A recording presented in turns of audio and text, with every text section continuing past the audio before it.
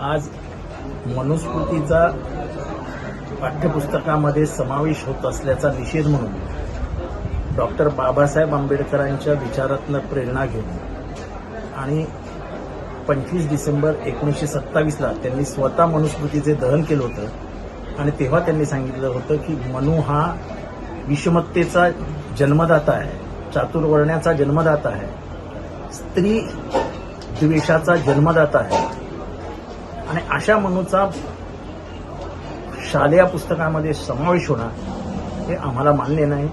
मान्य नसेल आम्ही त्याच्याविरुद्ध आंदोलन करायचं ठरवलं आणि केलं.